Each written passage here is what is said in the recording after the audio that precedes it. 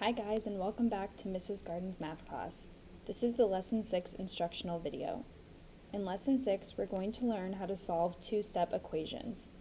The essential questions for this lesson are, what step should I do first when solving a multi-step equation? And why is distributing an important step I need to solve?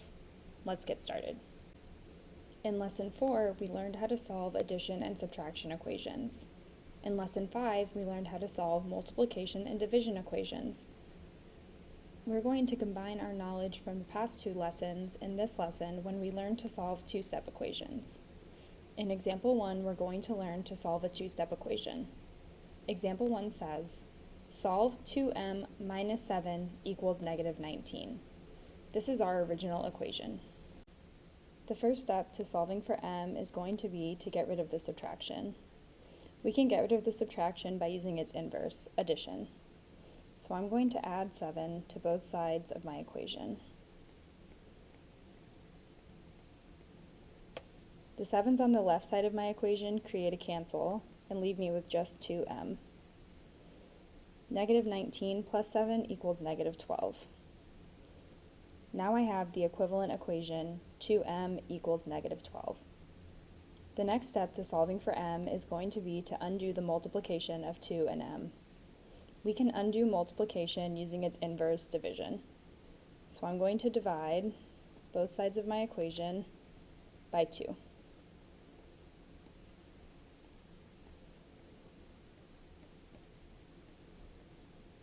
The 2's on the left side of my equation cancel out and leave me with just m. Negative 12 divided by 2 equals negative 6. So m equals negative 6, and that is our answer. In Example 2, we're going to solve another two-step equation. Example 2 says, solve p divided by 5 plus 7 equals negative 2. This is our original equation. The first step to solving for p is to get rid of the addition. We can get rid of the addition using its inverse, subtraction. So I'm going to subtract 7 from both sides of my equation.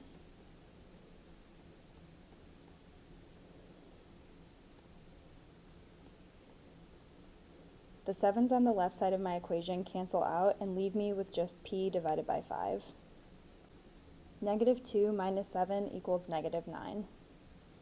This gives me the equivalent equation p divided by 5 equals negative 9.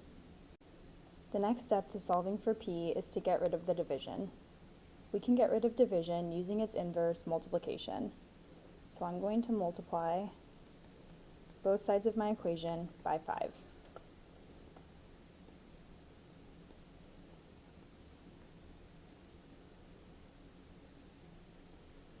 The 5's on the left side of my equation cancel out and leave me with just p. Negative 9 times 5 is negative 45. So p equals negative 45, and that is our answer. Let's try a couple more together. For numbers 1 through 3, the directions say solve the equation. Check your solution. In number 1, we have the equation 7q minus 4 equals 10. We want to solve for q. The first step to solving for q is to get rid of any addition or subtraction. We're going to get rid of the subtraction using its inverse operation, addition. So I'm going to add 4 to both sides of my equation. The 4's on the left side of my equation cancel out and leave me with just 7q. 10 plus 4 equals 14. Now I have the equivalent equation 7q equals 14. The next step to solving for q is to get rid of the multiplication. We can get rid of the multiplication using division, which is its inverse operation. So I'm going to divide both sides of my equation by 7. The 7's on the left side of my equation cancel out and leave me with just q. 14 divided by 7 is 2. So q equals 2. We can check our work by plugging in 2 for q in our original equation.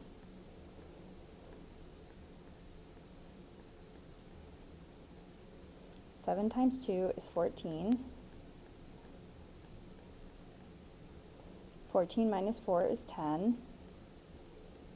And 10 equals 10. So our solution checks and 2 is the correct answer. On number 2, we have the equation j divided by 6 plus 2 equals 0. We want to solve for j.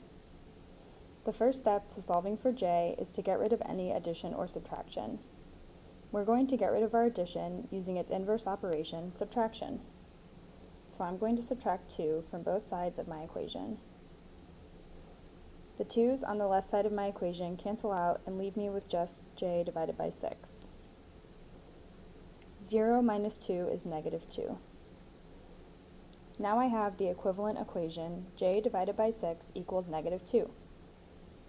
The next step to solving for j is to get rid of our division. We can get rid of our division using its inverse operation, multiplication. So I'm going to multiply both sides of my equation by 6. The 6's on the left side of my equation cancel out and leave me with just j. Negative 2 times 6 is negative 12. So j equals negative 12. We can check our answer by substituting in negative 12 for j in our original equation.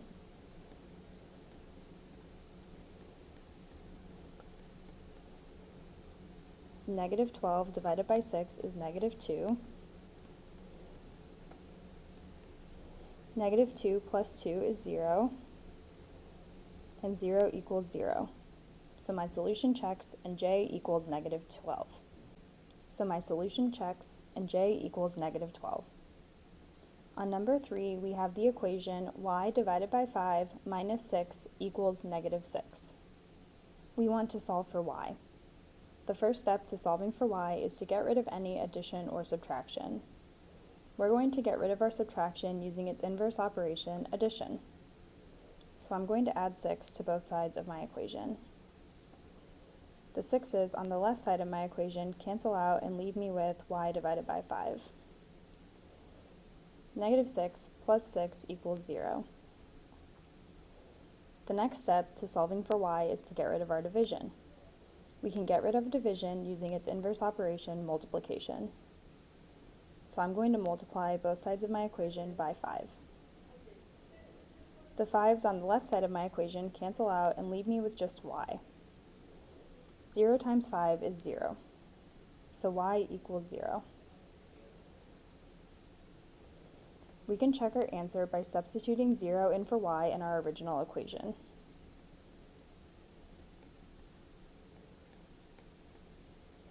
Zero divided by 5 is 0. And 0 minus 6 is negative 6. Negative 6 equals negative 6, so my solution checks y equals 0. In example 3, we're going to learn how to write and solve a two-step equation. Example 3 says, a long-distance phone company charges customers a $5 monthly fee plus $3 per hour for long-distance phone calls. One customer's bill was $23. How many hours of long-distance calls did the customer make? We're going to start with the verbal model. The monthly fee plus the hourly cost of long distance times the hours of long distance equals the total cost. The monthly fee is $5. The hourly cost of long distance is $3. We don't know how many hours of long distance calls the customer made. We're going to use H to represent this. And the total cost of the customer's bill was $23. This gives us the equation 5 plus 3h equals 23. To find the hours of long-distance calls the customer made, we need to solve for h. The first step to solving this equation is to get rid of any addition or subtraction. We're going to get rid of our addition using its inverse operation, which is subtraction. To do this, we're going to subtract 5 from both sides.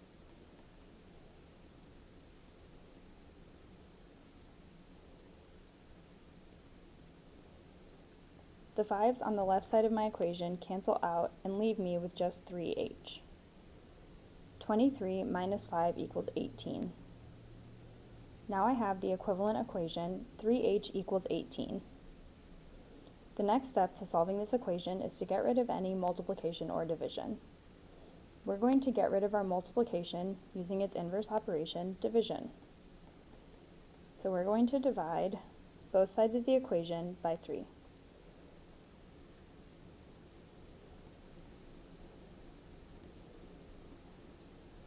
The 3's on the left side of my equation cancel each other out and leave me with just h. 18 divided by 3 is 6, so h equals 6, and the customer made 6 hours of long-distance phone calls. That's all for Lesson 6. Hopefully by now you have a good understanding of how to use inverse operations to solve 1- and 2-step variable equations. As always, if you're feeling confused, you can come back and watch this video again at a later time. This is the end of Unit 5. Next, we'll be moving on to Unit 6.